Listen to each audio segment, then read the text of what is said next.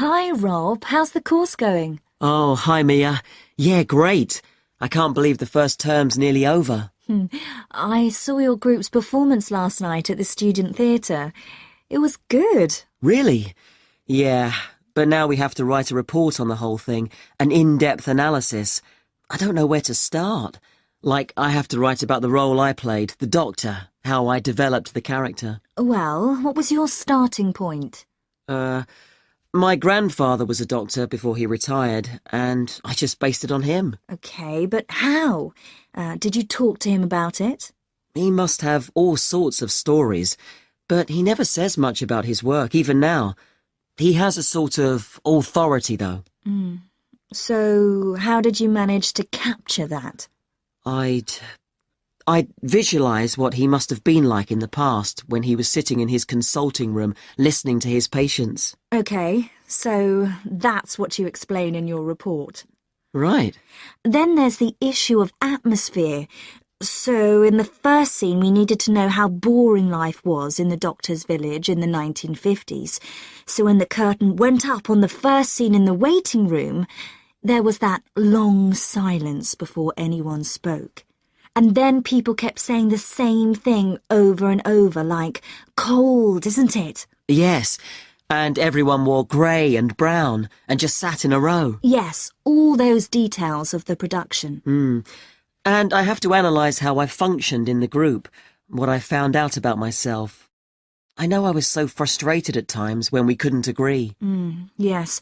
So did one person emerge as the leader? Sophia did. That was okay. She helped us work out exactly what to do for the production, and that made me feel better, I suppose. When you understood what needed doing? Yes, and Sophia did some research too. That was useful in developing our approach. Like what? Well, she found these articles from the 1950s about how relationships between children and their parents, or between the public and people like bank managers or the police, were shifting. Interesting. And did you have any practical problems to overcome? Well, in the final rehearsal, everything was going fine until the last scene. That's where the doctor's first patient appears on stage on his own. The one in the wheelchair? Yes, and he had this really long speech with the stage all dark except for one spotlight. And then that stuck somehow, so it was shining on the wrong side of the stage. But anyway, we got that fixed, thank goodness. Yes, it was fine on the...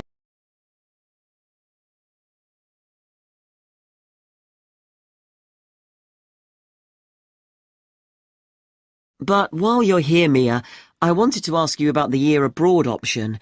Would you recommend doing that? Yes, definitely. It's a fantastic chance to study in another country for a year. I think I'd like to do it, but it looks very competitive. There's only a limited number of places. Yes, so next year, when you're in the second year of the course, you need to work really hard in all your theatre studies modules. Only students with good marks get places. You have to prove that you know your subject really well. Right. So how did you choose where to go? Well, I decided I wanted a programme that would fit in with what I wanted to do after I graduate. So I looked for a university with emphasis on acting rather than directing, for example. It depends on you. Then about 6 months before you go, you have to email the scheme coordinator with your top 3 choices. I had a friend who missed the deadline and didn't get her first choice, so you do need to get a move on at that stage. You'll find that certain places are very popular with everyone. And don't you have to write a personal statement at that stage? Yes. Right. I'll get some of the final year students to give me some tips. Maybe see if I can read what they wrote. I think that's a very good idea. I don't mind showing you what I did. And while you're abroad, don't make the mistake I made. I got so involved I forgot all about making arrangements for when I came back here for the final year. Make sure you stay in touch so they know your choices for the optional modules. You don't want to miss out doing your preferred specialisms. Right.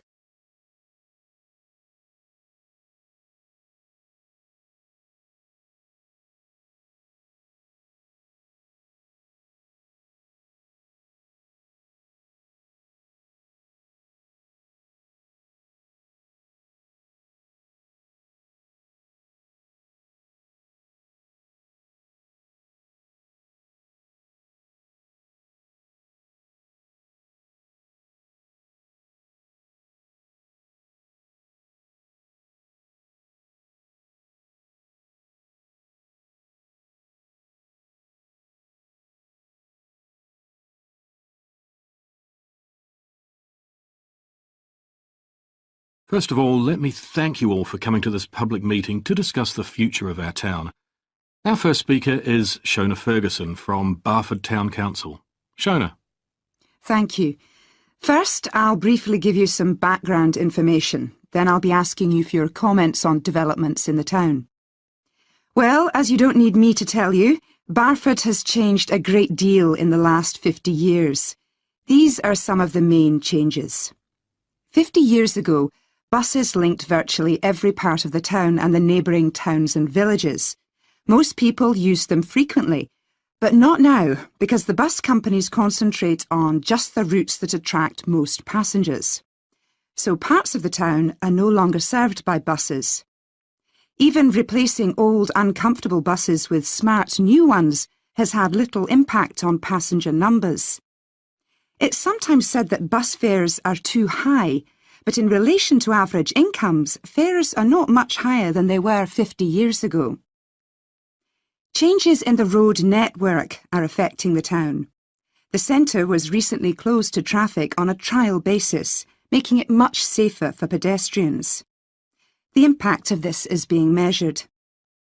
The new cycle paths separating bikes from cars in most main roads are being used far more than was expected, reducing traffic and improving air quality. And although the council's attempts to have a bypass constructed have failed, we haven't given up hope of persuading the government to change its mind. Shopping in the town centre has changed over the years. Many of us can remember when the town was crowded with people going shopping. Numbers have been falling for several years, despite efforts to attract shoppers, for instance by opening new car parks. Some people combine shopping with visits to the town's restaurants and cafes. Most shops are small independent stores, which is good, but many people prefer to use supermarkets and department stores in nearby large towns, as there are so few well-known chain stores here. Turning now to medical facilities. The town is served by family doctors in several medical practices, fewer than 50 years ago, but each catering for far more patients. Our hospital closed 15 years ago, which means journeys to other towns are unavoidable. On the other hand, there are more dentists than there used to be. Employment patterns have changed along with almost everything else. The number of schools and colleges has increased, making that the main employment sector.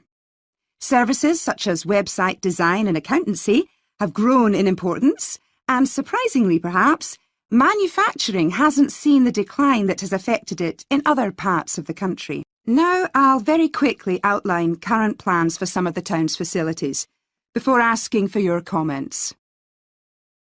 As you'll know if you regularly use the car park at the railway station, it's usually full. The railway company applied for permission to replace it with a multi-storey car park, but that was refused. Instead, the company has bought some adjoining land, and this will be used to increase the number of parking spaces.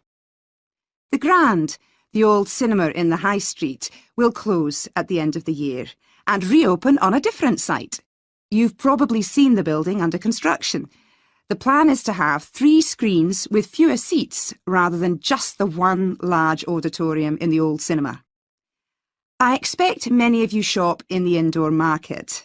It's become more and more shabby looking, and because of fears about safety, it was threatened with demolition.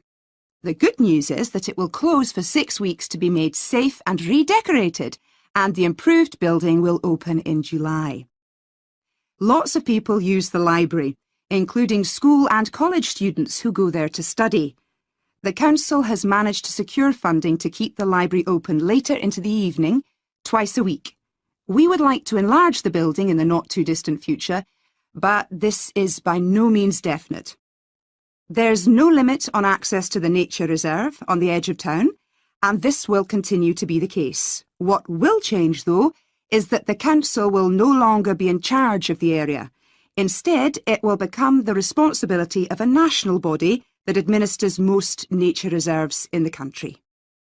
OK, now let me ask...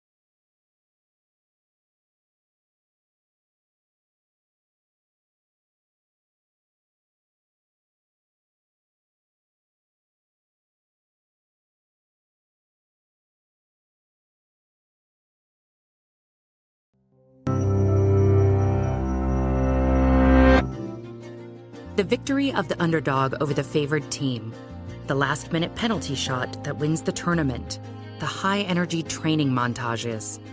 Many people love to glorify victory on the playing field, cheer for favorite teams, and play sports. But here's a question.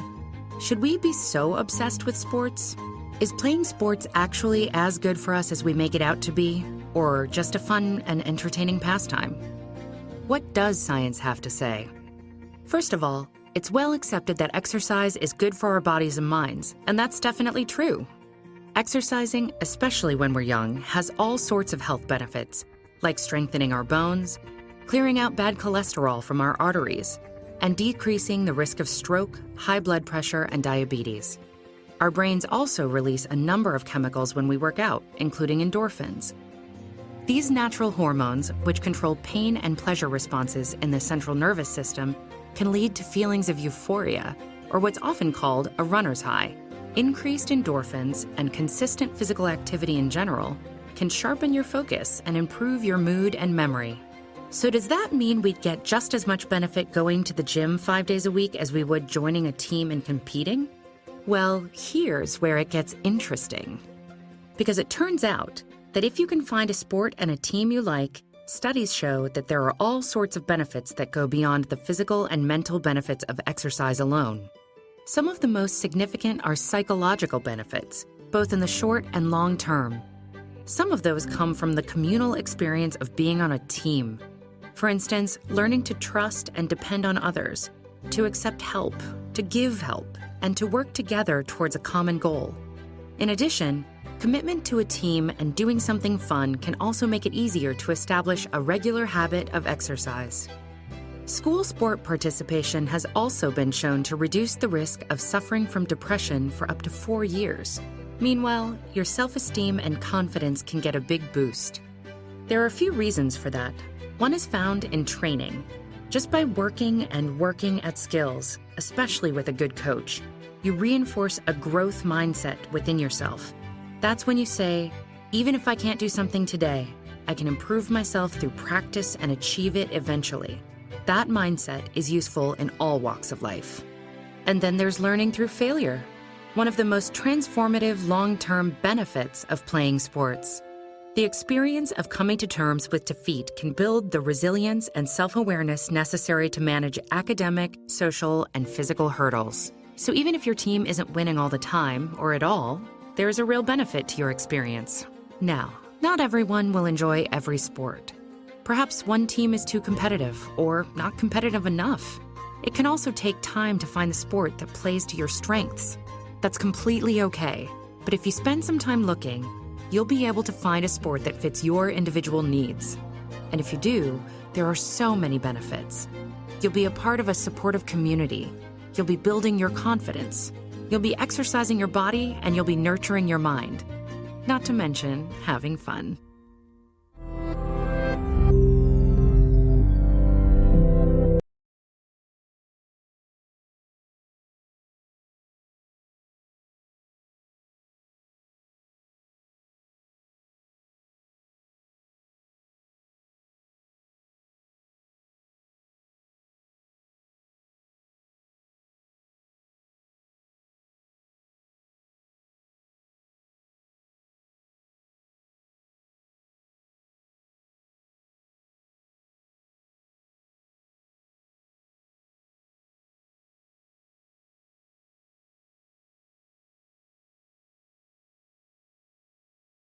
Welcome to Canberra's Park podcast. In the next few minutes, I'll tell you a little about the park and the amazing things we have to offer.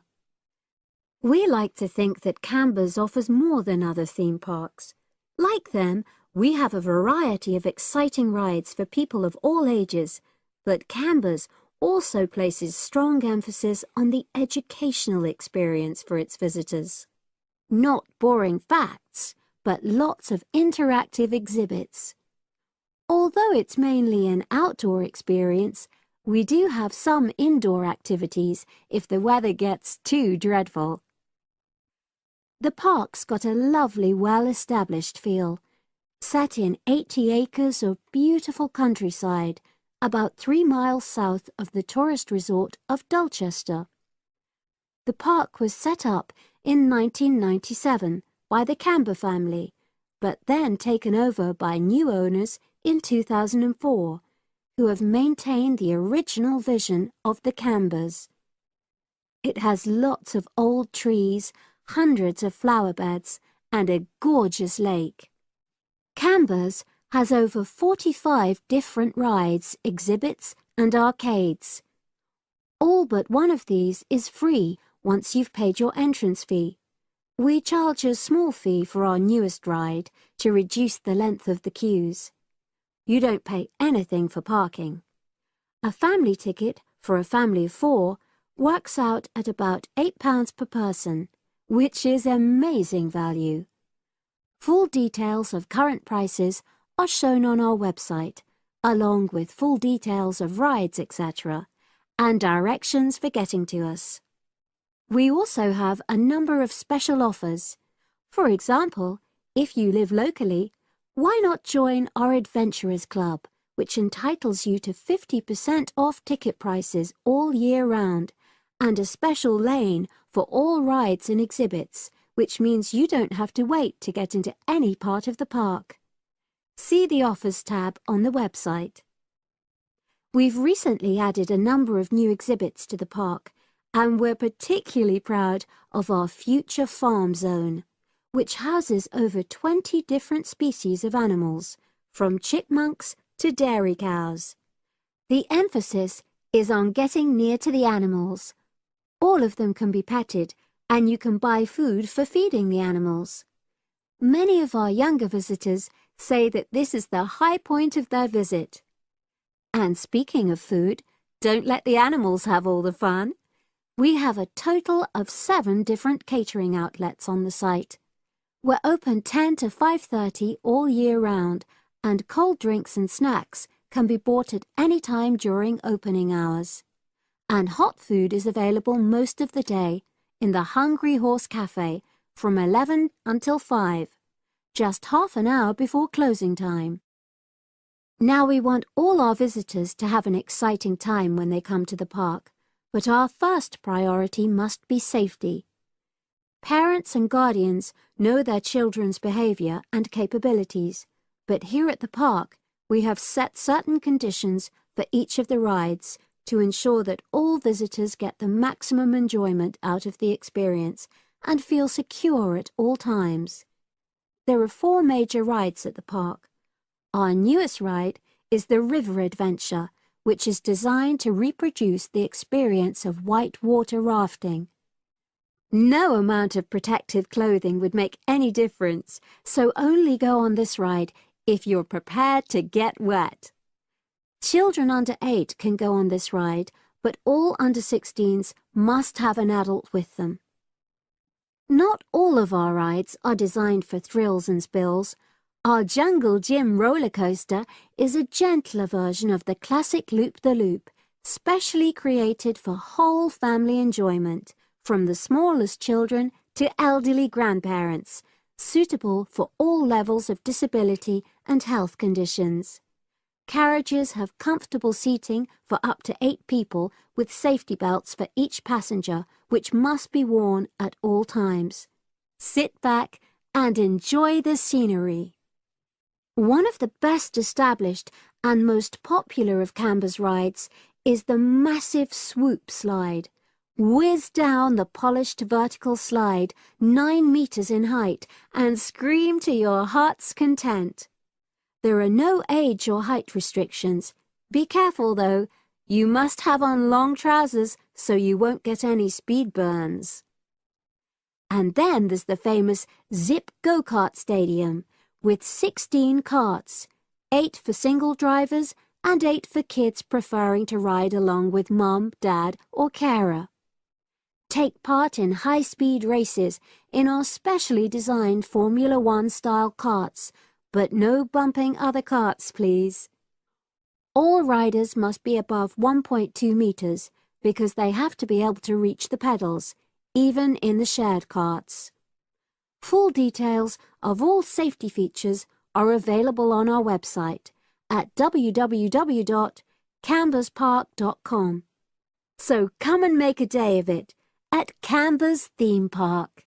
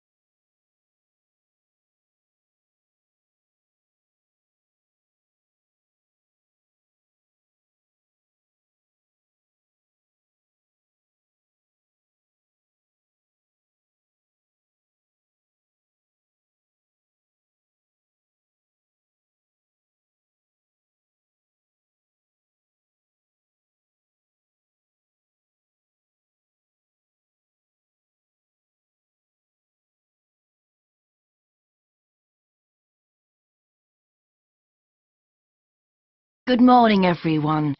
My name's Joy Parkins, and I'm the restaurant manager. And I understand that none of you have had any previous experience as kitchen assistants.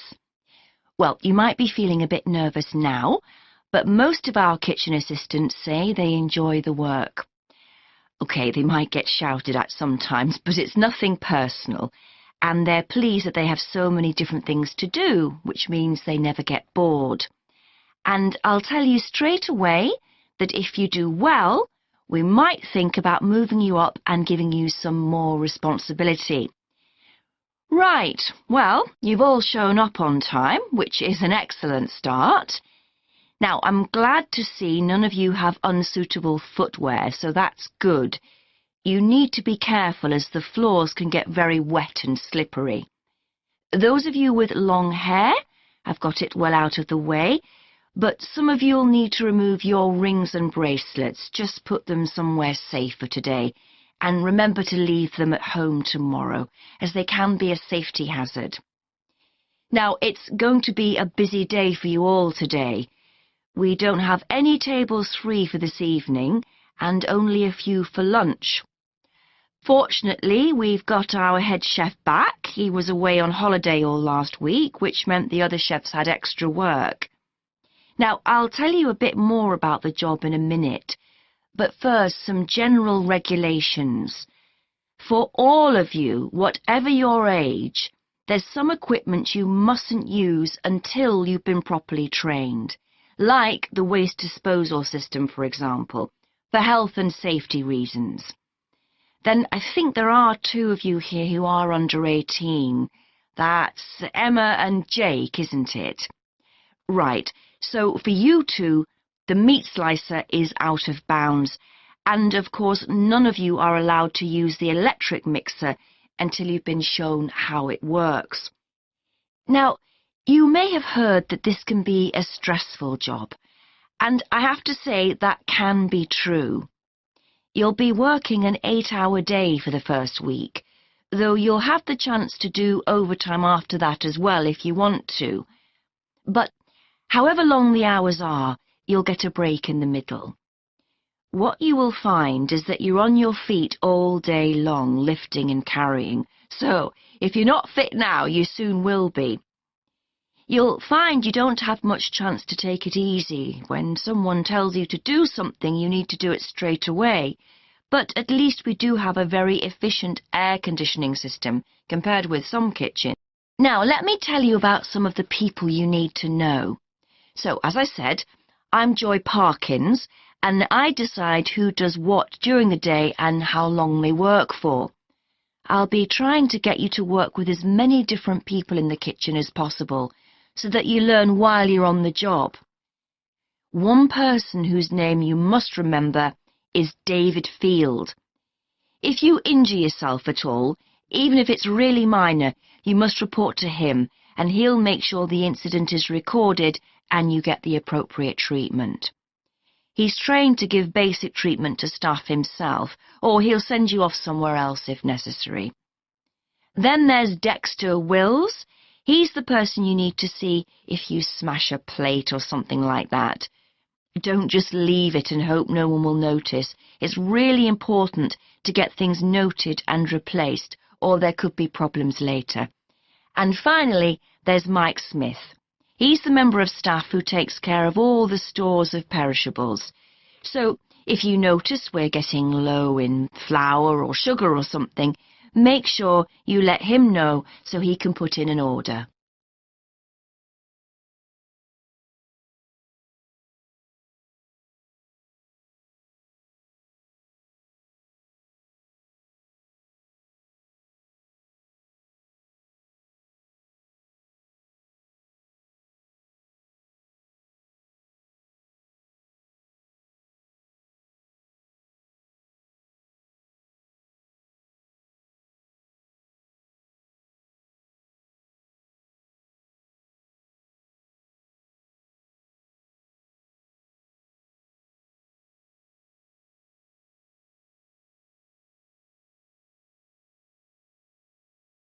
So, how did you get on with your school-based research, Phoebe? Well, it was exhausting, but really valuable. Good. What was the specific focus you chose? My title is Attitudes Towards Study Among 11 to 12-year-old Pupils. Right, and what made you choose that focus? Well, that's a bit difficult. Lots of my classmates decided on their focus really early on, mainly on the basis of what they thought would help in their future career, you know, in their first year's teaching. So that's what helped you decide? Actually, it was that I came across a book written by experienced teachers on student attitudes, and that motivated me to go for the topic. Okay. So what were your research questions or issues? Well, I wanted to look at the ways students responded to different teachers, particularly focusing on whether very strict teachers made teenagers less motivated. And from your research, did you find that was true? No, not from what I saw, you know, from my 5 days observation, talking to people and so forth. Okay. We'll talk about the actual research methods in a moment, but before that, can you briefly summarize what your most striking findings are? Well, what really amazed me was the significant gender differences. I didn't set out to focus on that, but I found that boys were much more positive about being at school. Girls were more impatient. They talked a lot about wanting to grow up and leave school. Very interesting. Yeah, it is. From doing the research, it was clear to me that you might start out to focus on one thing, but you pick up lots of unexpected insights. Right. Did you get any insights into teaching? Yes, certainly. I was doing a lot of observations of the way kids with very different abilities collaborate on certain tasks, you know, help each other. And I began to realise that the lessons were developing in really unexpected ways. So what conclusion do you draw from that? Well, I know it's necessary for teachers to prepare lessons carefully, but it's great if they also allow lessons to go their own ways. Good point. Now, I'm really pleased to see you doing this. Analysing and drawing conclusions based on data. But surely this isn't proper data. Because it's derived from such small-scale research. Well, as long as you don't make grand claims for your findings, this data is entirely valid. I like the way you're already stepping back from the experience and thinking about what you've learned about research. Well done. But I know I could have done it better. As you become more experienced, you'll find ways to reduce the risk of difficulties. Okay. So, let's look in more detail at how you gathered your data. Let's start with lesson observation. Well, it generally went quite smoothly. I chose my focus and designed my checklist. Then teachers allowed me into their classes without any problems, which surprised me. It was afterwards that the grueling work started. Yeah, it's very time-consuming, isn't it? Making sense of analysing your observation notes. Absolutely. Much more so than interview data, for example. That was relatively easy to process, though I wanted to make sure I used a high-quality recorder to make transcription easier. And I had to wait until one became available. Right. And did you interview some kids as well? In the end, yes. I talked to 10, and they were great. I'd imagined I'd be bored listening to them, but... So it was easy to concentrate. Sure. One of the teachers was a bit worried about the ethics, whether it was right to interview young pupils, and it took a while for him to agree to let me talk to 3 of the kids in his class, but he relented in the end. Good. What other methods did you use? I experimented with questionnaires, but I really regret that now. I decided to share the work with another student, but we had such different agendas it ended up taking twice as long. That's a shame. It might be worth you reflecting on ways you might improve on that for future projects. You're right, yeah. Okay. And the other thing I did was stills photography. I didn't take as many pictures as I'd hoped to. Lack of time? It's pretty easy just snapping away, but I wanted each snap to have a purpose, that would contribute to my research aims, and I found that difficult. Well, that's understandable, but...